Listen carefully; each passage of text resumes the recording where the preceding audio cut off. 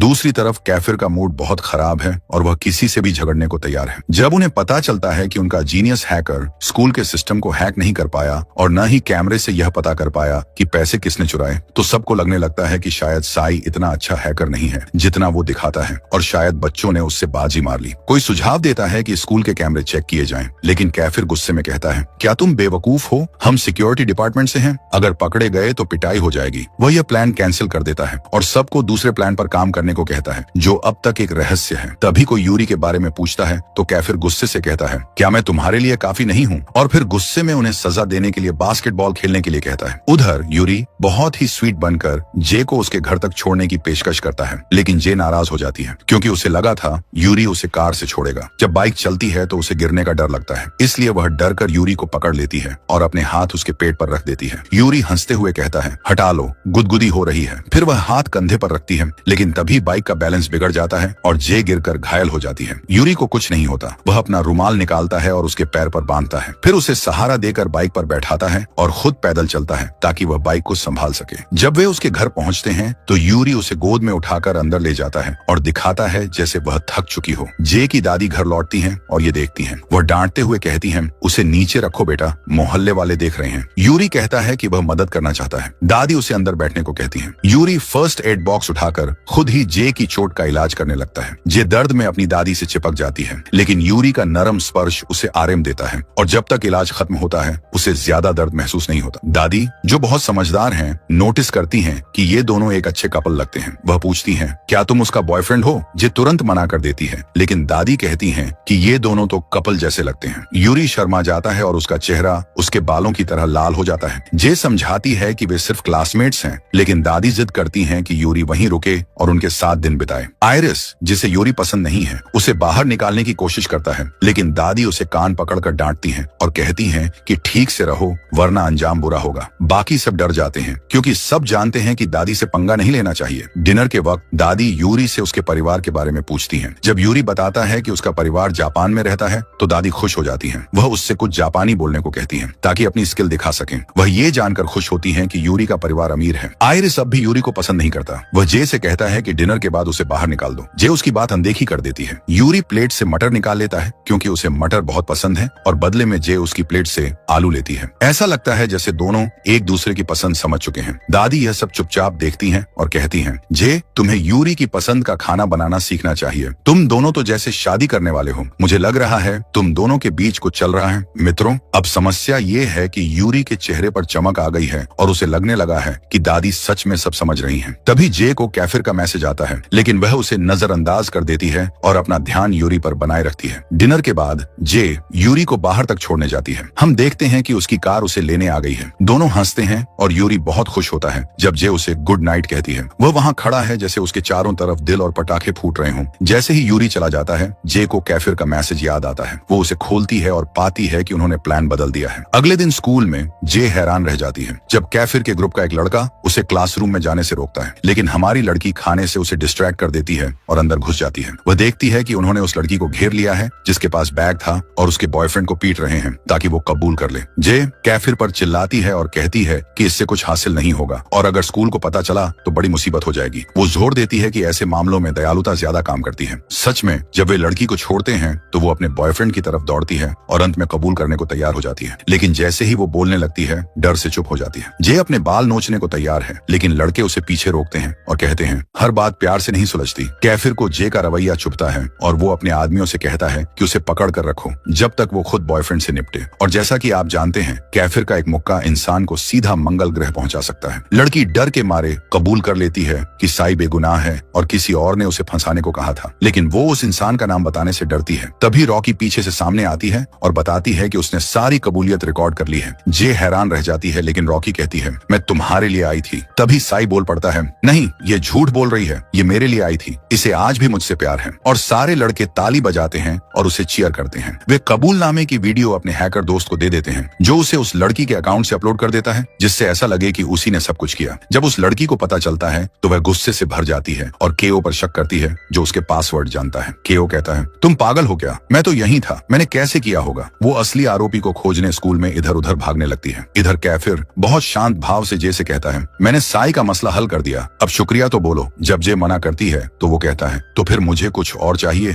और शरारती अंदाज में उसे देखता है। जे सोचती है नो वे, मेरी इज्जत से बढ़कर कुछ नहीं। कैफिर हंसता है और कहता है तुम्हें क्या लगा मैं तुम्हें उस नजर से देख रहा हूँ? मैं तो तुम्हारे बैग के खाने की बात कर रहा था। फिर वो उसे 3 ऑप्शन देता है, या तो 25,000 रुपए दो, या ठीक से शुक्रिया कहो, या फिर रोज मुझे खाना ला कर दो जब तक हम ग्रेजुएट नहीं होते। जे खाने की सामग्री के खर्च को कम करने की कोशिश करती है क्योंकि उसे खुद के पैसे से बनाना होगा। कैफिर उसका ध्यान भटकाता है, उसका खाना चुराता है और दौड़ जाता है। जे उसे गालियां देती है। तभी उसे यूरी दिखता है जो उसके लिए खाना लेकर खड़ा है। वो दोनों अपने यूजुअल स्पॉट पर जाते हैं जहां साई और डेविड पहले से उनका इंतजार कर रहे होते हैं। जे उनसे एम और एलेक्स के बारे में पूछती है। वे बताते हैं कि वो अगली रूम में हैं ताकि दूसरों को डिस्टर्ब न करें क्योंकि वो दोनों कपल हैं। जे आरएम से अपना खाना साई और डेविड से शेयर करती है। यूरी उसकी दयालुता देखकर भावुक हो जाता है और उसे एक शानदार खाना सरप्राइज में देता है जो उसने कभी नहीं खाया। जब जे को उसे खाने में तकलीफ होती है तो यूरी खुद उसे अपने हाथ से खिलाता है। जे को खाना बहुत अच्छा लगता है लेकिन वो लड़कों को भी ट्राई करने देती है क्योंकि उसे डर है कि साई उस खाने को देख रहा होगा। फिर लड़के पूछते हैं अगर कैफिर और आयरिस में लड़ाई हो जाए तो तुम किसका साथ दोगी? जे उलझन में पड़ जाती है लेकिन यूरी उसे कहता है पहले खा लो बाद में सोचो क्योंकि तुम्हारा जवाब जरूरी है। अगले दिन जब जे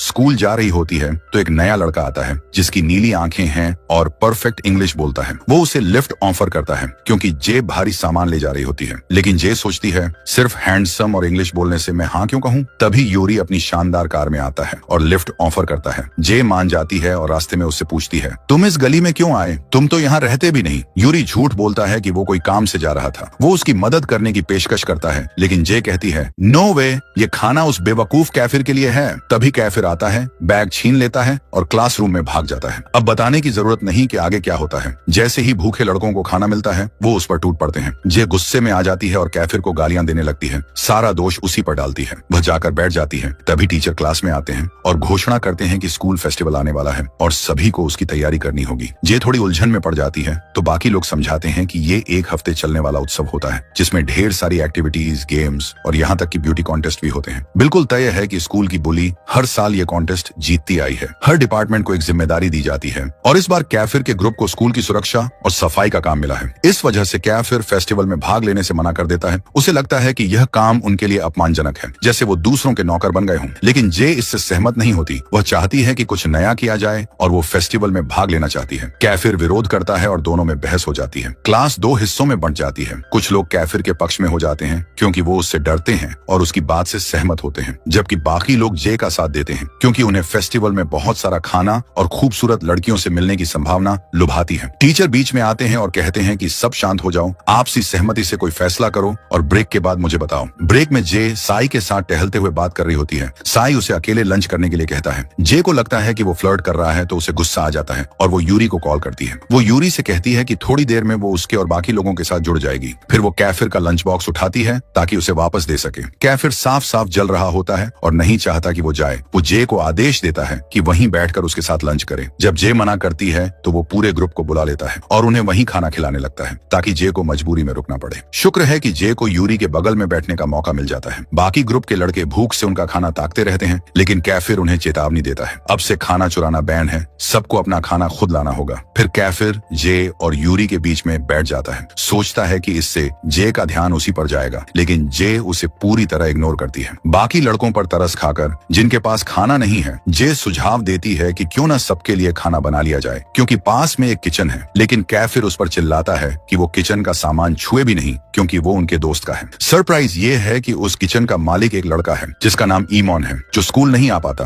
क्योंकि वो अपने पापा के रेस्टोरेंट में काम करता है। दुर्भाग्य से उसके परिवार पर कर्ज है क्योंकि उसकी माँ सारी कमाई फालतू खर्चों में उड़ा देती है। जे को ईमॉन के लिए बुरा लगता है और वो अपने दोस्तों से कहती है कि हमें उसे देखने जाना चाहिए। कैफिर उसे चेतावनी देता है कि दूसरों की जिंदगी में दखल मत दो, लेकिन बाकी ग्रुप जिद करता है और कैफिर को भी मजबूरी में साथ जाना पड़ता है। जब वे रेस्टोरेंट पहुंचते हैं तो देखते हैं कि वहाँ कोई ग्राहक नहीं है। ईमॉन बताता है कि वो स्कूल छोड़ने का सोच रहा है क्योंकि अगर जल्दी कर्ज नहीं चुकाया गया तो रेस्टोरेंट बंद हो जाएगा। जे सुझाव देती है कि क्यों ना वे वहाँ काम करें ताकि रेस्टोरेंट की इनकम बढ़े और वे सब मिलकर तय करते हैं कि कोई सैलरी नहीं लेंगे। जैसे ही वे काम शुरू करते हैं ग्राहकों की संख्या अचानक बढ़ने लगती है यूरी की लोकप्रियता की वजह से। फिर भी यूरी हर ग्राहक को घूरता रहता है। तब जे उसे एक कोने में ले जाकर कहती है, थोड़ा मुस्कुराओ, तुम्हारी स्माइल बहुत प्यारी है। यूरी उसकी बात मानता है और जैसे ही वो मुस्कुराता है ग्राहक खुशी से चीयर करते हैं। लड़कियों की प्रतिक्रिया इतनी मजेदार और रिलेटेबल होती है कि सब हंसने लगते हैं। कैफिर को जलन होने लगती है। उसे लगता है है कि यूरी सबका ध्यान और जे की अटेंशन चुरा रहा है। राइवलरी बढ़ने लगती है और दोनों एक दूसरे से आगे निकलने की कोशिश करते हैं। यूरी ग्राहकों के साथ सेल्फी लेने लगता है तो कैफिर इस मुकाबले को एक कदम और आगे ले जाता है। वो ग्राहकों को अपनी मसल्स छूने देता है। स्थिति पूरी तरह से नियंत्रण से बाहर हो जाती है। हर कोई पागल हो रहा है, सोच रहा है कि शिष्टाचार और तमीज आखिर गए कहां। जे वहां खड़ी मुस्कुराती रहती है, खुशी खुशी देखती है कि कैसे यूरी अपने मसल्स ग्राहकों को दिखा रहा है। रेस्टोरेंट की लड़कियां पागल हो रही हैं और यूरी के मसल्स को कोई भी नजरअंदाज नहीं कर पा रहा। कैफिर यह सह नहीं पाता कि कोई उससे बेहतर लगे और यह मुकाबला देर रात तक चलता रहता है। अचानक कैफिर का हाथ गर्म खाने से जल जाता है। जे उसके पास ही खड़ी होती है। वह उसे आराम करने को कहती है और फर्स्ट एड बॉक्स लेकर आती है। वह उसके हाथ का इलाज करती है और कैफिर एकदम पिघलने लगता है। उसका चेहरा तो जैसे दिल बन गया हो। कुछ पल बाद वह होश में आता है और उसे दोष देता है। कहता है कि यह सब नहीं होता अगर हम यहाँ नहीं आते। जे उसका धन्यवाद करती है, खासकर आज उसने साई की मदद की, उसके लिए भी। वातावरण शांत हो जाता है, लेकिन तभी वहाँ आ धमकती है अर्सकेला, वो बुली और उसका ग्रुप। उनके चेहरे पर शक भरी नजरें हैं और सभी आमने सामने खड़े हैं। हमें लगा अब कोई भिड़ंत होगी, लेकिन कुछ नहीं हुआ क्योंकि बुली बस बोली, आराम से रहो दोस्तों। फिर उसने हीरोज को खाने का ऑर्डर देने के लिए बुलाया। हमने नोट किया कि यूरी को वो लोग पसंद नहीं है। उससे पहले कि कुछ हो, यूरी अंदर भाग गया ताकि कोई परेशानी ना हो। कैफिर ने भी माहौल को शांत बनाए रखने की कोशिश की। बुली ने जे का मजाक उड़ाया, बोली, अगर तुम वेट्रेस बन गई हो तो यह तुम्हें सूट करता है। उसकी दोस्त ने कैफिर का मजाक उड़ाया, तुम तो अमीर घर से हो ना, ये क्या हालत बना रखी है, लग रहा है जैसे मुश्किल में हो। जे चुप नहीं रहती। वह उन्हें साफ कहती है कि उन्होंने मेहनत की है, बिगड़े हुए बच्चों की तरह नहीं जिम है। फिर उसने एम को बुलाया जिससे बुली चिढ़ जाए, दिखाने के लिए कि उसका दोस्त अब उनके साथ काम कर रहा है। वह एम और अलेक्स से ऑर्डर लेने को कहती है और धमकी देती है कि अगर वो 1 सेकंड और रुकी तो वह बुली के बाल पकड़कर घसीट लेगी। लेकिन कैफिर बीच में आता है और कहता है, नहीं, मैं चाहता हूँ कि तुम ही ऑर्डर लो। वह उसके कंधे पर हाथ रखकर उसे अपनी ओर खींचता है और जाहिर है हमारी लड़की थोड़ी घबरा जाती है। सोचती है, इतने मसल्स के बीच तो मैं बेहोश ही हो जाऊं। वो ऑर्डर लेना शुरू करते हैं और जब कैफिर की बारी आती है तो जे ऐसा बर्ताव करती है जैसे वह उसका कजिन हो। वह उसके हाथ को एक तरफ कर देती है जैसे उसने उसे पहचाना ही नहीं। कैफिर उसे चिढ़ाने की कोशिश करता है, कहता है, क्या लोगी मेरी जान, क्या चाहिए तुम्हें मेरी प्यारी। कैफिर शेर की तरह खड़ा रहता है, बेअसर। हीरोज बताते हैं कि खाना जल्द ही आ जाएगा। तभी केओ को किसी रोम नाम के शख्स से मैसेज आता है, लेकिन वह उसे अनदेखा कर देता है। इसी बीच कैफिर और एलेक्स किचन में जाते हैं। एलेक्स कहता है कि जे और कैफिर के बीच कुछ अजीब रिश्ता है। ऐसा लगता है जैसे दोनों एक दूसरे को पसंद नहीं करते। वह सुझाव देता है कि अगर उनकी योजना के दौरान जे को कुछ हो जाए तो कैफिर पर असर नहीं पड़ेगा। वह सुझाव देता है कि योजना से जे को हटा देना चाहिए और कैफिर इस पर सोचने लगता है। इसी दौरान जे केओ से मिलती है जो उसे डेट के लिए पूछता है। वह चौंक जाती है, लेकिन केओ कहता है कि कैफिर को कुछ नहीं पता और वो उसका जवाब इंतजार कर रहा है। तभी डेविड अंदर आता है और केओ पर चिल्लाता है, कहता है कि वह जे के साथ इतना ठंडा बर्ताव क्यों कर रहा है। लगता है कि दोनों के बीच पहले से तनाव है। जे माहौल को संभालने की कोशिश करती है। वह डेविड को साइड में ले जाकर बहाना बनाती है कि कुछ काम करना है। केओ उसे जाते हुए देखता है और कहता है, मैं अब भी तुम्हारे जवाब का इंतजार कर रहा हूँ, ब्यूटीफुल गर्ल। जब वह और डेविड अंदर जाते हैं तो डेविड सबके सामने कह देता है, क्या तुम केओ के साथ बाहर जा रही हो। हर कोई चौंक जाता है, खासकर कैफिर जो पूछता है, क्या तुम्हें वो पसंद है। वह इनकार करती है और इससे पहले कि कोई उसे और घेर पाए वो वहाँ से भाग जाती है। कैफिर गुस्से में आ जाता है। उसे लगता है केओ जे के लिए कुछ योजना बना रहा है जो उसे परेशान करता है। बाद में जे साई से पूछती है कि क्या डेविड और केओ के बीच कुछ दिक्कत है। वह कहता है कि उसे गॉसिप पसंद नहीं, लेकिन बताता है कि एक बार वे एक सुनसान फैक्ट्री में झगड़े थे। जब बाकी लोग पहुंचे तो देखा कि डेविड बुरी तरह घायल था और केओ के हाथ में लोहे की पाइप थी। किसी को नहीं पता चला कि डेविड को चोट कैसे लगी। उस समय डेविड डिपार्टमेंट हेड था और उसका उसूल था, परेशानी से दूर रहो, क्योंकि उसने उस घटना में कुछ नहीं किया। अधिकतर छात्रों को लगा कि वह कैफिर है। जब कैफिर लीडर बना तो सभी खुश थे। उन्हें पता था कि वह बहादुर है और कुछ भी नजरअंदाज नहीं करेगा। उस रात यूरी उसे घर छोड़ने आया क्योंकि वह चिंतित था कि काफी देर हो चुकी थी। उसने कहा, तुम इतनी तनाव में क्यों दिख रही हो, थोड़ा रिलैक्स करो, मुझे तुम्हारी रक्षा करने का मन हो रहा है। यह साफ था कि यूरी को जे के साथ बिताया गया हर पल पसंद था और जाते जाते उसने याद दिलाया कि उनके प्लान्स को मत भूलना। फिर वह अपनी कार में बैठ गया। जे से उसने मजाक में कहा, यह कार एक दिन तुम्हारी होगी, और चला गया। अचानक केओ सामने आ गया जिससे जे डर गई। उसे लगा कोई भूत है। केओ ने बताया कि वह उसका नंबर लेना चाहता था, लेकिन आयरिस ने देने से मना कर दिया। उसने कहा कि वह एक इज्जतदार आदमी है और सब कुछ कुछ सही तरीके से करना चाहता है, यहाँ तक कि वह उसे प्रपोज करना चाहता है। जे इस अचानक बढ़े रिश्ते से घबरा गई। फिर आयरिस बीच में आया और बोला, कोई सगाई नहीं होगी। केओ ने समझाने की कोशिश की, मैं तुम्हारा दोस्त हूँ। लेकिन आयरिस ने कहा, क्योंकि तुम मेरे दोस्त हो इसलिए मैं ऐसा नहीं होने दूंगा। उसने ऐलान किया कि जे को किसी से डेट करने या बाहर जाने की इजाजत नहीं है और उसने केओ को वहां से भगा दिया। उसने जे को कहा, खुद की इज्जत करो, तुम्हारा बॉयफ्रेंड अब भी हॉस्पिटल में है और तुम यहाँ दूसरों के साथ घूम रही हो। अगले दिन जे बहुत चिंता में घर से निकली, देख रही थी कहीं केओ पीछा तो नहीं कर रहा। लेकिन तभी अचानक कैफिर सामने आ गया और मजाक में कहा, लगता है तुम किसी और की उम्मीद कर रही थी। वह बात बदलने लगी और पूछा, तुम यहाँ क्या कर रहे हो? कैफिर ने बताया कि वह उसे ग्रुप मीटिंग में ले जाने आया है क्योंकि वह लेट हो गई थी। वह उसे अपनी बेहद लग्जरी कार में लेकर चला गया और जे उसकी कार से नजरें नहीं हटा पा रही थी। वह खाने लगी और कैफिर को भी भूख लगी थी। उसने भी एक बाइट ली लेकिन गलती से जे की उंगली काट ली। जे चौंक गई और कैफिर हंसते हुए बोला, मैंने ब्रेकफास्ट नहीं किया क्योंकि तुम्हें पिक करने में बिजी था, अब बदले में कुछ तो देना पड़ेगा। उसने फिर से पूछा, क्या तुम्हें केओ पसंद है? और जब जे ने फिर इनकार किया तो उसने चेतावनी दी, मैं झूठ बर्दाश्त नहीं करता, अगर तुम झूठ बोल रही हो तो मैं तुम्हें सूखा टांग दूंगा। ब्रेकफास्ट खत्म करने के बाद भी जे अपनी उंगली को देखती रही, अब भी हैरान। जब वे रेस्टोरेंट पहुंचे तो पूरा ग्रुप वहां मौजूद था। ईमोन ने बताया कि उसके पापा पूरी तरह ठीक हो गए हैं और अब वे रेस्टोरेंट संभालेंगे। इसका मतलब था कि अब ईमोन स्कूल लौट सकता है और उसकी माँ, जो अब बदल चुकी हैं, उन्होंने छुट्टी लेकर उसके पापा की मदद करने का फैसला लिया। उन्होंने पुराने कर्मचारियों को फिर से नौकरी पर रखने का फैसला किया ताकि अब ग्रुप पढ़ाई पर ध्यान दे सके। हालांकि सबने मजाक किया कि हमने कभी पढ़ाई की ही कब थी। ईमोन ने सबको इनाम देने का फैसला किया। अब वे स्कूल में खाना बना सकते हैं ताकि जो फूड उन्होंने मिस किया उसकी भरपाई हो सके। उसने जे से मदद मांगी क्योंकि वह हमेशा दूसरों के लिए तैयार रहती थी और जे मान गई। इसके बाद सबने काम शुरू कर दिया क्योंकि कस्टमर आने ही वाले थे, सिवाय जे के, जिसने कहा, मुझे भूख लगी है, पहले नाश्ता कर लूं। नरम दिल कैफिर ने कहा, मेनू ले आओ, जो चाहो ऑर्डर कर सकती है, लेकिन पैसे ये खुद देगी। जे ने मन ही मन गाली दी, हरेमी, मुझे लगा तुम पैसे दोगे। कैफिर फिर हंस पड़ा और बोला, मजाक कर रहा था, मैं ही ट्रीट करूंगा, जिससे जे खुश हो गई। उधर यूरी एक कोने में खड़ा उदास हो रहा था, सोच रहा था कि जे अब उससे दूर होती जा रही है। अगले दिन जे नाश्ता कर रही थी जब सर्विस स्टाफ ने आकर बताया कि बाहर कोई सहयोगी उसका इंतजार कर रहा है और अगर उसने देर की तो वह उसे सूखा टांग देगा। जे ने सोचा, जरूर वो कैफिर मूर्ख होगा और गुस्से में लड़ाई के मूड में बाहर निकली। लेकिन बाहर 4 हैंडसम लड़के खड़े थे। अब ये वो लड़के हैं जिनकी ओर 2 बार देखने का मन करे। उन्होंने कहा, तुम्हें हमारे साथ चलना है स्कूल के लिए सामान खरीदने। जे ने कहा, रुको, मैं कपड़े बदल लूं। लेकिन उनमें से एक ने कहा, तुम वैसे ही बहुत अच्छी लग रही हो। जे ने उसे गाली दी लेकिन कैफिर बोला, ये सही कह रहा है, तुम बहुत खूबसूरत हो। और हमारी लड़की थोड़ी पिघल गई। वे कार में बैठ गए और यूरी उन्हें देखता रहा, इतनी जलन के साथ कि वह किसी को जलाकर राख कर दे।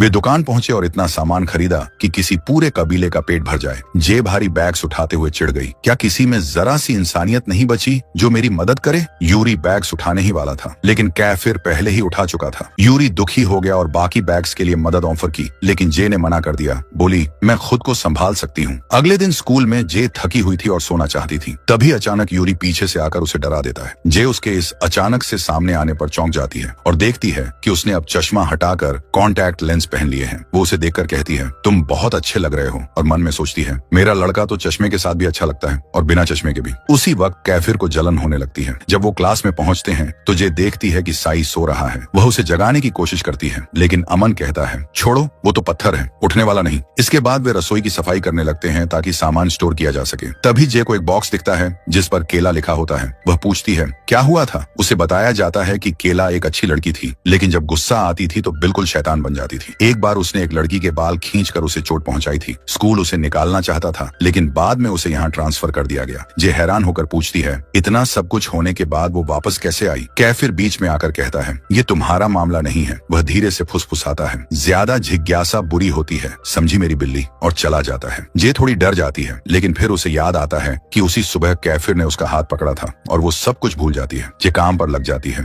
कूड़ा फेंकने जाती है तो देखती है कि एक लड़का अजीब तरीके से बर्ताव कर रहा है। वह उस जगह जाती है जहाँ वो खड़ा था और कुछ अजीब सा पाती है। हालांकि ठीक से समझ नहीं आता कि वो क्या था। उसकी जिज्ञासा बढ़ती है लेकिन सब लोग लंच कर रहे थे इसलिए वह कुछ पूछ नहीं पाती। यूरी को लग जाता है कि कुछ गड़बड़ है और वह पूछता है, क्या तुम ठीक हो? कैफिर, जो सब पर नजर रखे हुए था, उसे कुछ शक होता है। तभी डेविड घायल अवस्था में आता है और सारे लड़के उसके चारों ओर इकट्ठा हो जाते हैं। लड़कियों से कहते हैं कि दूर रहें। बेशक जे और एम छिपकर सब कुछ सुनने की कोशिश करते हैं लेकिन नाकाम रहते हैं। अब जे को शक होने लगता है कि कुछ तो गलत है, लड़के कुछ छिपा रहे हैं। जब उन्होंने उसे देखा तो सब इधर उधर हो गए। उसे लगने लगता है कि कोई उसे कुछ नहीं बताने वाला। उसने मौका देख जब सबका ध्यान कैफिर पर था और डेविड से चुपचाप जाकर बोली, कम से कम तुम तो मेरे क्लोज फ्रेंड हो। बताओ क्या हुआ। डेविड बताता है कि केओ ने सबके सामने घोषणा कर दी थी कि वह उसे प्रपोज करेगा और ये बात डेविड बर्दाश्त नहीं कर सका, इसलिए दोनों के बीच लड़ाई हो गई। जे ने कहा कि वह उनके बीच की बात सुलझा देगी, लेकिन डेविड ने मना कर दिया। कैफिर ने तब आदेश दिया, इसे यहाँ से बाहर ले जाओ, ये सब और बिगाड़ देगी। साई को जिम्मेदारी दी गई कि वो उसे ले जाए। उसने कहा, चलो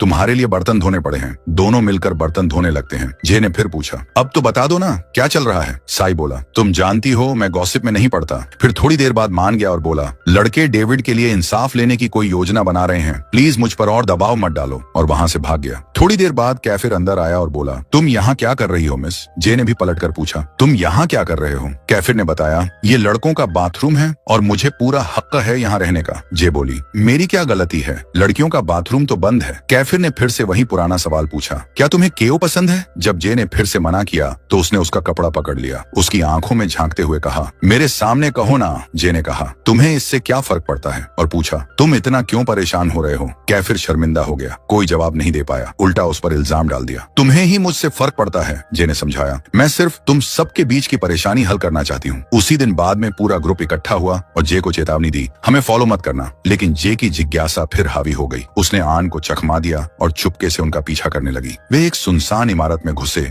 जे भी चुपके से अंदर चली गई और लकड़ियों के पीछे छिप गई। तभी किसी ने पीछे से उसका मुंह पकड़ लिया और हमारे लड़कों ने आवाज लगाई, केओ आ जाओ। केओ अपने पूरे ग्रुप के साथ वहां आया। सच कहें तो उसके मसल्स देखकर कोई भी इंप्रेस हो जाए। डेविड और केओ के बीच लड़ाई होने ही वाली थी ताकि सब कुछ साफ हो जाए। डेविड ने अपनी जैकेट उतारी, अपने मसल्स दिखाए, लड़ाई के लिए तैयार। लेकिन तभी ऊपर से किसी ने चिल्लाकर कहा, कैफिर तुम्हें पता है ये सब किसका काम है। सब रुक गए और देखा कि वो रेम था, वही गैंग लीडर जिससे पहले टकराव हुआ था। रेम ने बताया कि वह इस लड़ाई को देखने आया है। जब किसी ने कुछ बोलने की कोशिश की, उसने कहा, शांत हो जाओ दोस्तों, मेरे पास एक सरप्राइज है। उसने जे को सामने लाया और बोला, तुम्हारा नाम क्या है ब्यूटीफुल। लड़कों ने उसे चेतावनी दी, उसे छोड़ दो, लेकिन रेम ने कहा, मुझे कोई नहीं रोक सकता। जे ने उसे सिर से मारा और ऊपर से कूदकर भाग गई। सारे लड़के उसके पीछे दौड़ पड़े और आगे क्या होता है ये तो अगली कड़ी में पता चलेगा।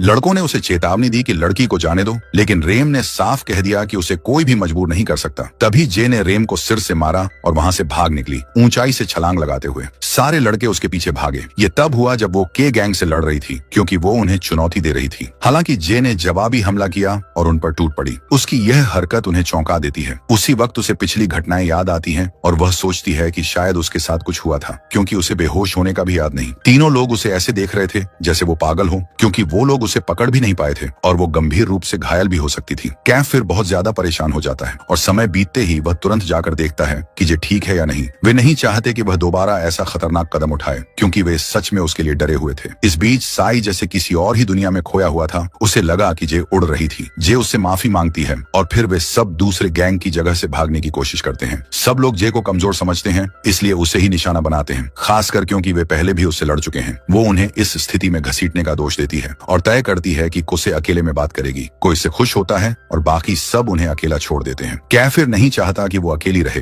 लेकिन फिर भी वह दूर से उन पर नजर रखता है। केओ उसके पास बैठता है और कहता है कि डेविड की बातों पर ध्यान न दे। जे साफ कह देती है कि फिलहाल उसे किसी भी रिश्ते में दिलचस्पी नहीं है और ये बात केओ से जुड़ी नहीं है, बस वो इस समय किसी रिश्ते में नहीं रहना चाहती। केओ उसकी बात मान लेता है, लेकिन उसे दुख होता है, इसलिए वह उदास होकर वहां से चला जाता है। उधर डेविड जिद करता है कि वह जे को घर तक छोड़कर आएगा ताकि वह सुरक्षित रहे। कैफिर अब भी नाराज है, लेकिन फिर भी उसके पीछे पीछे चलता है। जे समझ जाती है कि वह कुछ कहना चाहता है तो वह उससे माफी मांगती है। हालांकि कैफिर सिर्फ उसकी भलाई की परवाह करता है और नहीं चाहता कि उसे कोई चोट पहुंचे। जे हर चीज को समझना चाहती है, खासकर ये कि केओ जानलेवा लड़ाई में क्यों शामिल था। पता चलता है कि केओ पहले उस गैंग का लीडर था, लेकिन किसी ने उसे चुनौती दी और हरा दिया। तब से वह सतर्क हो गया है और अब वह पाइप लेकर लड़ता है ताकि अपनी ताकत साबित कर सके। लोग न तो केओ पर भरोसा करते हैं, न ही उसके साथियों पर। जे खुश है कि लोग उसकी चिंता करते हैं और उसे बचाना चाहते हैं, खासकर अगर केओ दोबारा सामने आए। वह सोचती है कि क्या वह कभी किसी रिश्ते के लिए तैयार हो पाएगी अगर कोई उसके साथ रहना चाहे।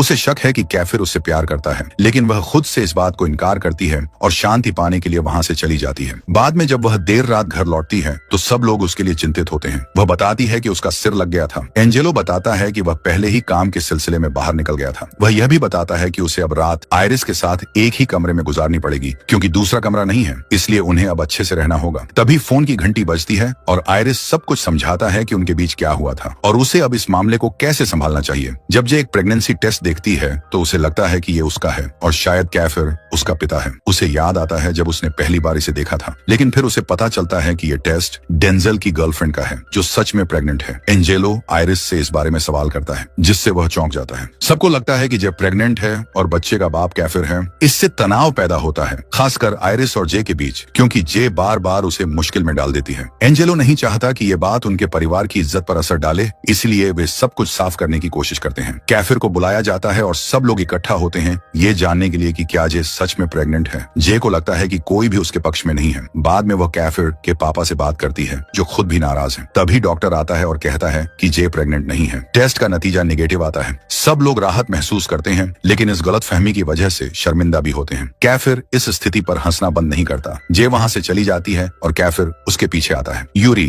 कैफिर की ओर से माफी मांगता है, लेकिन जे माफ नहीं करती। वह थक चुकी है इन सब परेशानियों से जो वो उसके लिए लाता है। कैफिर सब कुछ सुलझाने की कोशिश करता है, लेकिन जैसे ही वह बाहर आता है जे उसे मुक्का मार देती है, क्योंकि वह अब भी उस पर गुस्से में है। अगले दिन सबको पता चलता है कि जे ने कैफिर को मारा और उसके चेहरे पर निशान भी है। उधर जे एलेक्स को एम के लिए अच्छा बनने की सलाह देती है। बाकी लोग उसके बारे में बातें करने लगते हैं। जब कैफिर आखिर में जे से बात करता है तो वह कहता है कि ये सब सिर्फ मजाक था। जे को एहसास होता है कि सारी परेशानियों की जड़ वही है और दोनों में फिर झगड़ा हो जाता है। कई झगड़ों के बाद भी जे आखिर में कैफिर के पास बैठ जाती है और सोचती है कि क्या वो कभी सही मायनों में माफी मांगेगा। अब भी वे एक दूसरे से भिड़ते रहते हैं और बन नहीं पाते। फिर सब लोग इकट्ठा होते हैं और मिलकर सब कुछ डिस्कस करते हैं। सबसे पहले फ्रेया का ग्रुप बोलता है जो बहुत अच्छे से संगठित है। हर सेक्शन अपनी ताकत गिनाने लगता है, लेकिन सच में उनके पास कुछ भी खास नहीं होता। वे अपने अगले कदम की योजना बनाने लगते हैं और आइडिया देते हैं जिसे देखकर जे हैरान हो जाती है। जब उनके अपने सेक्शन की बारी आती है तो उन्हें एहसास होता है कि उन्होंने कुछ भी तैयारी नहीं की। तो वे कामों को बांटने का फैसला करते हैं और सोचते हैं कि अब उन्हें क्या करना चाहिए। अंत में तय होता है कि वे मास्क इकट्ठा करेंगे और इलाके की सुरक्षा करेंगे। तभी उनकी टीचर घोषणा करती हैं कि प्रतियोगिता में बदलाव हुआ है। लड़कियां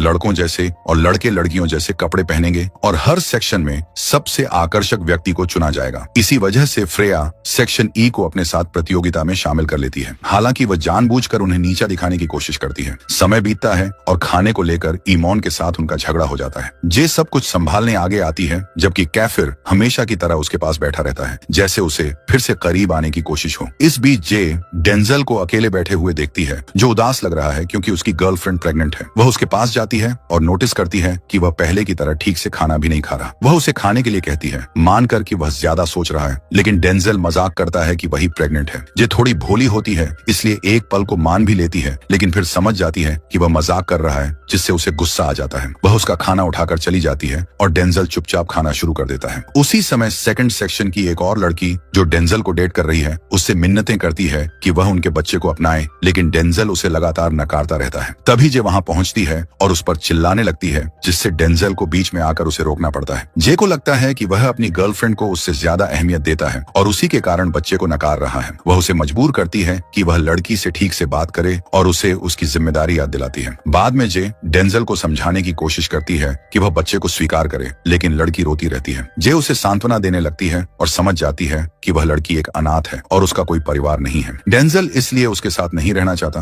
क्योंकि वह जिम्मेदारी नहीं लेना चाहता। जे उसे जितना हो सके उतना समझाने की कोशिश करती है, लेकिन पूरा मामला बहुत भारी हो जाता है। क्लास में बाद में भी डेंजल लड़की को नजरअंदाज करता है और जे सोचती है कि उससे कैसे बात की जाए। वह सोचती है कि क्या एंजेलो से मदद मांगी जाए, लेकिन उसे उसमें शामिल करना मुश्किल होगा। फिर वह यूरी के बारे में सोचती है, लेकिन तय नहीं कर पाती कि वह मदद करेगा या नहीं। फिर उसे डेविड का ख्याल आता है, शायद वही डेंजल से बात कर पाए। जे तुरंत डेविड को ढूंढती है और दोनों साथ में खाना खाने का प्लान बनाते हैं। डेविड मजाक में कहता है कि चलो डेट पर चलते हैं और तभी साई यह सुन लेता है और सबको बता देता है। पहले तो कोई इस पर यकीन नहीं करता, लेकिन धीरे धीरे सब मान लेते हैं कि यह सच है। खासकर कैफिर को इस बात से काफी तकलीफ होती है। थोड़ा समय बीतता है और जे, डेविड और साई तीनों एक साथ एम्यूजमेंट पार्क जाते हैं। वे खूब मस्ती करते हैं, झूलों पर चिल्लाते हैं और एंजॉय करते हैं, लेकिन साई को मोशन सिकनेस हो जाती है और जे से उसकी बहस हो जाती है। फिर वे पार्क में एक दूसरे के पीछे भागने लगते हैं। साई दोबारा झूले पर जाना चाहता है, लेकिन सब मिलकर खाना खाने का फैसला करते हैं। डेविड और जे एक साथ बैठते हैं, जो जे को थोड़ा अजीब लगता है क्योंकि वह असल में उससे गंभीर बात करना चाहती थी, खासकर ये पता लगाने के लिए कि क्या उसकी गर्लफ्रेंड प्रेग्नेंट है। जे नहीं चाहती कि कोई और इस बारे में जाने, लेकिन उसे शक है कि डेंजल ने कुछ ऐसा सुना था जिससे वह क्रिस को नकार रहा है। जे समझ जाती है कि डेंजेल ये कदम लेने से डर रहा है, जबकि क्लास के बाकी सभी लोग छिपकर पूरी स्थिति देख रहे हैं। डेविड जे को बताता है कि सभी क्लासमेट्स उन्हें छिपकर देख रहे हैं। वह जे से कहता है कि अपनी आंखें बंद करे, और जैसे ही वह करती है सारे छिपे हुए छात्र सामने आ जाते हैं। डेविड मौके का फायदा उठाकर जे को छूता है, और जैसे ही वह उसे किस करने ही वाला होता है, सब लोग दौड़कर उसे रोक लेते हैं, क्योंकि उसकी पहले से गर्लफ्रेंड है। इससे बहुत ड्रामा होता है। साई और बाकी सब भी आकर डेविड को डांटते हैं। फ्रेया तो बहुत गुस्से में होती है और मानती है कि डेविड को ऐसा करने का कोई हक नहीं था। उसके रिएक्शन से सबको लगता है कि वह इस पूरे मामले को लेकर बहुत ज्यादा परेशान है, खासकर जब कैफिर पहले से ही जे के करीब होता जा रहा था। बाद में वे सब एक हॉन्टेड हाउस में जाने का फैसला करते हैं। जे बहुत डरती है और अंदर जाने से मना करती है, लेकिन सब उसे यादगार तस्वीरें खिंचवाने के लिए मनाते हैं। अंदर जाकर जे और भी ज्यादा डर जाती है, क्योंकि वह साई के साथ फंस जाती है। सब डरे हुए हैं, क्योंकि वे हॉन्टेड हाउस के आदी नहीं हैं। एक एक करके सभी डरावने पलों से गुजरते हैं। जे बहादुरी दिखाने की कोशिश करते हुए साई का हाथ पकड़ती है, जो खुद ही बमुश्किल खुद को संभाल पा रहा है। वे धीरे धीरे आगे बढ़ते हैं और एक जगह पहुंचते हैं जहां सब अचानक डर जाते हैं। तभी उन्हें पता चलता है कि उनकी एक दोस्त गायब हो गई है। वह अकेले भाग गई और अब हॉन्टेड हाउस में कहीं खो गई है। जे को एक पिशाच दिखता है और वह जोर जोर से रोने लगती है। यह नजारा उसे पुरानी यादें दिला देता है और वह और ज्यादा भावुक हो जाती है। कैफिर तुरंत उसे संभालने आता है, क्योंकि जे को पैनिक अटैक हो जाता है। वह शुरू से ही अंदर नहीं आना चाहती थी और अब बहुत डर गई है। कैफिर उसके पास रहता है और उसे जितना हो सके शांत करने की कोशिश करता है, और अंत में उसे भरोसा देता है कि वह उसके साथ है। दोनों मिलकर हॉन्टेड हाउस से बाहर आ जाते हैं, लेकिन तभी जे फिर से अकेले भाग जाती है और वह और कैफिर एक दूसरे को पुकारते हैं। जे खुद को संभालने की कोशिश करती है, लेकिन वह जगह अब भी डरावनी लगती है। तभी कैफिर उसे ढूंढ लेता है और तुरंत उसे गले लगा लेता है। जे भी उसे गले लगाती है और उस पल में साफ हो जाता है कि कैफिर उससे सच्चा प्यार करता है। लेकिन जैसे ही बाकी दोस्त आ जाते हैं, वे दोनों तुरंत अलग हो जाते हैं। जब वे सब साथ वापस आते हैं तो सभी उन्हें छेड़ने लगते हैं कि जरूर उनके बीच कुछ हुआ है। लेकिन जे फिर से झूलों पर जाने के लिए उतावली होती है। पहले तो कैफिर मना करता है, लेकिन जब वह उसकी खुशी देखता है तो मान जाता है। वह फैसला करता है कि वह उस पल को ग्रुप के साथ एंजॉय करेगा। लेकिन यूरी यह सब देखते हुए चिढ़ जाता है, क्योंकि वह जे से प्यार करता है। जब वे झूले की लाइन में इंतजार कर रहे होते हैं, जे नोटिस करती है कि यूरी को पास के कुछ लोग जानते हैं और वे उससे बहुत प्रभावित हैं। यूरी चुपचाप वहां से चला जाता है। इसी बीच नया ग्रुप बाकी लोगों को मनाकर आगे लाइन में घुस जाता है, जिससे जे बहुत प्रभावित होती है। उसे लगता है कि वे थोड़े पागल हैं, लेकिन मना लेने में माहिर भी हैं। कैफिर केवल एक प्यारी सी मुस्कान से अपनी बात मनवा लेता है, जिससे साबित होता है कि वह परिस्थितियों को आसानी से अपने फेवर में मोड़ सकता है। आखिरकार वे लोग झूले पर चढ़ते हैं और कैफिर जिद करता है कि वह जे के बगल में बैठेगा। इससे बाकी लोग नाराज हो जाते हैं, क्योंकि अब उनके पास बैठने की जगह नहीं बचती। चारों एक साथ सवारी करते हैं और जे को शक होता है कि शायद यूरी किसी लड़की को प्रपोज करने आया है, लेकिन यूरी इसे मजाक में टाल देता है। वे लोग साथ में फोटो खींचते हैं, लेकिन यूरी धीरे धीरे चिड़चिड़ा होता जाता है, क्योंकि कैफिर जे के बहुत पास बैठा है। अचानक फेरिस व्हील ऊंचाई पर रुक जाता है, क्योंकि उसमें खराबी आ जाती है। जे घबरा जाती है और तुरंत कैफिर से चिपक जाती है, उससे कुछ करने की गुहार लगाती है। वे कुछ देर तक वहीं फंसे रहते हैं, जब तक कि तकनीकी समस्या ठीक नहीं हो जाती। इसी बीच आयरिस जे को कॉल करता है, क्योंकि वह बहुत देर कर रही होती है, और वह एंजेलो से कहता है कि जाकर उसकी खबर ले। लेकिन इससे पहले कि जे जवाब दे सके, कैफिर उसका फोन छीन लेता है, जिससे आयरिस और भी ज्यादा चिढ़ जाता है। वह पहले से ही कैफिर को पसंद नहीं करता था और अब हालात और बिगड़ जाते हैं। आखिर में वह खुद जे को लेने आता है, जबकि यूरी अब भी नाराज रहता है। उधर बाकी छात्र शहर में खेलों और मस्ती में लगे होते हैं और समय बहुत अच्छा बीतता है। जे और उसका ग्रुप अब भी साथ में घूम रहा होता है, जब अचानक आतिशबाजी शुरू होती है। जे पूरी तरह मंत्र मुग्ध हो जाती है। उसकी आंखों में खुशी की चमक होती है। उस पल वह किसी बच्चे जैसी लगती है और कैफिर उसकी नजरों से हट नहीं पाता। वह बार बार हिलती है ताकि आतिशबाजी अच्छे से देख सके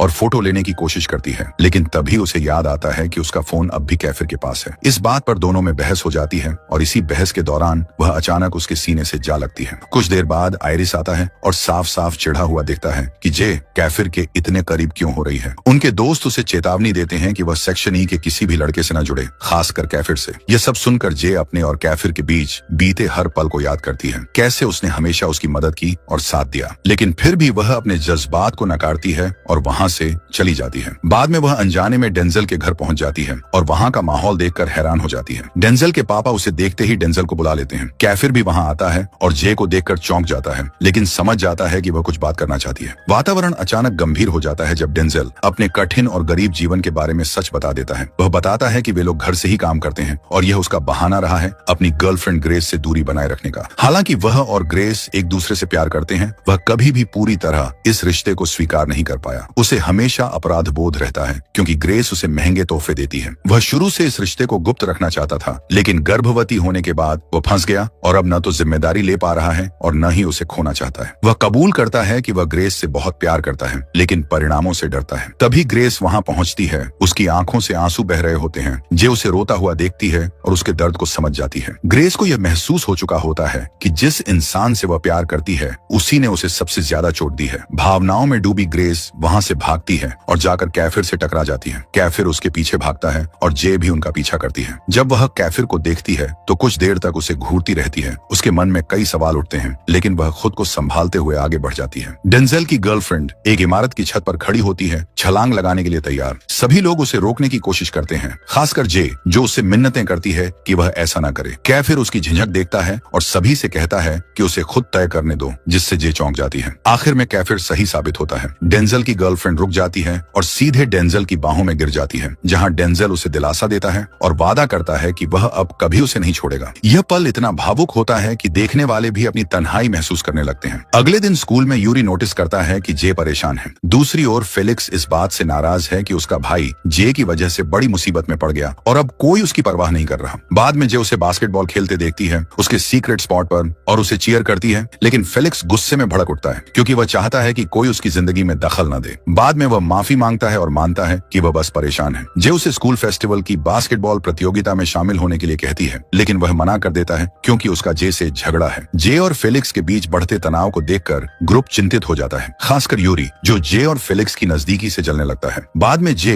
एक मैकेनिक की दुकान पर साई और उसके दोस्त से मिलती है, जहां वे मजाक करते हैं कि जे और साई को फेस्टिवल की कॉस्ट्यूम प्रतियोगिता में भाग लेना चाहिए। लेकिन उनकी मस्ती तब रुक जाती है जब एक गैंग अचानक जे का अपहरण कर लेती है और खुलासा होता है कि रेम इसके पीछे है। रेम एक वीडियो भेजता है जिसमें वह पूरे ग्रुप को चिढ़ाता है और कहता है कि केवल 4 लोग ही उसे बचाने आ सकते हैं। यूरी गुस्से में आकर एक कुर्सी तोड़ देता है, जबकि कैफिर उसे शांत रहने को कहता है और ताकत बचाने को कहता है। अब कैफिर, साई, डेविड और यूरी मिलकर उस ठिकाने की ओर रवाना होते हैं। रास्ते में यूरी कैफिर से पूछता है कि क्या वह जे से प्यार करता है। कैफिर इनकार करता है कि उसे जे से कोई लगाव है, लेकिन साफ नजर आता है कि वह झूठ बोल रहा है। जब वे वहां पहुंचते हैं तो देखते हैं कि रेम ने जे को बंधक बना रखा है। एक जोरदार झगड़ा शुरू हो जाता है और दोनों तरफ से और लड़के शामिल हो जाते हैं। कैफिर लड़ते झगड़ते हुए जे तक पहुंचता है, लेकिन तभी उस पर हमला हो जाता है। रेम उसका मजाक उड़ाते हुए कहता है कि वह बहुत कमजोर है, जिससे जे की आंखों में आंसू आ जाते हैं। कैफिर जे को दिलासा देता है, लेकिन रेम उन्हें लगातार ताने देता रहता है। ये देखकर जे को गुस्सा आ जाता है। वह खुद को आजाद कर लेती है और रेम के सिर पर जोरदार वार करती है। रेम जवाबी हमला करता है और उसे थप्पड़ मारता है। इसी पल जे के अंदर कुछ टूट जाता है। वह रेम को पूरी ताकत से पछाड़ देती है और उसे बेरहमी से पीटती है। जब रेम बेहोश होकर गिर जाता है तो कैफिर तुरंत जे को अपनी बाहों में भर लेता है, उसे चुप कराता है, उसके आंसू पोंछता है और उसके माथे पर एक प्यारी सी किस करता है। फिर हंसते हुए कहता है, मैं बहुत जल्दी जलता हूँ। बाकी लोग वहाँ पहुँचते हैं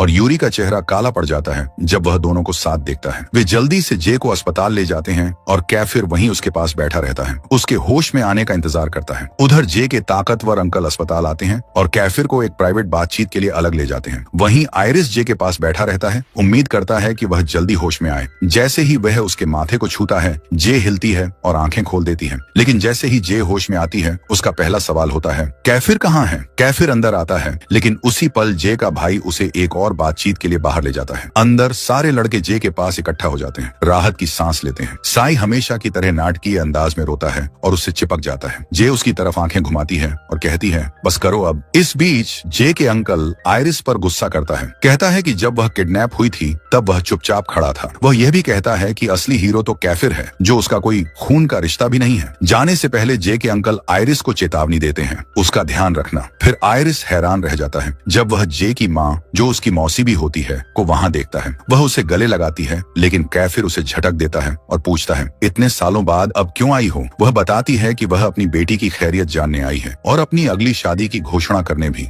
आयरिस व्यंग्य में कहता है, एक और? कितने और मर्दों से रिश्ता जोड़ोगी? वह पूछती है कि क्या उसने जे को उनके परिवार के रहस्य के बारे में बताया है। आयरिस का चेहरा गंभीर हो जाता है, लेकिन वह कहता है, सही समय का इंतजार कर रहा हूँ। यानी जो भी ये पारिवारिक रहस्य है वह बहुत बड़ा और गंभीर है। अगले दिन जे उदास मन से स्कूल पहुँचती है, लेकिन उसके शरारती दोस्तों का ग्रुप उसे चुपचाप बैठने नहीं देता। वे एक प्यारा सा डेजर्ट लाते हैं ताकि उसका मूड ठीक हो जाए। वह मुस्कुराती है, लेकिन जैसे ही वह खाने की कोशिश करती है, उसे एहसास होता है कि उसके हाथ बहुत ज्यादा दुख रहे हैं। यूरी, जो हमेशा मौके का फायदा उठाता है, कहता है, मैं मसाज कर देता हूँ, और उसके हाथों को पकड़ लेता है। जरूरत से ज्यादा देर तक वह मजाक करता है, तुम्हें पता है मेरे हाथ भी दुख रहे हैं, फिर भी हाथ छोड़ता नहीं। बात फेस्टिवल फेस्टिवल की होती है। लड़के सुझाव देते हैं कि जे और साई कॉस्ट्यूम प्रतियोगिता में जोड़ी बनाएं। उसे पता चलता है कि इन लड़कों की पहले एक बैंड हुआ करता था, तो वह उन्हें सिंगिंग प्रतियोगिता में फिर से साथ आने का सुझाव देती है। तभी कैफिर अंदर आता है और जो वह देखता है उसे बिल्कुल पसंद नहीं आता। यूरी अब भी जे का हाथ थामे हुए है। कैफिर साफ नाराज हो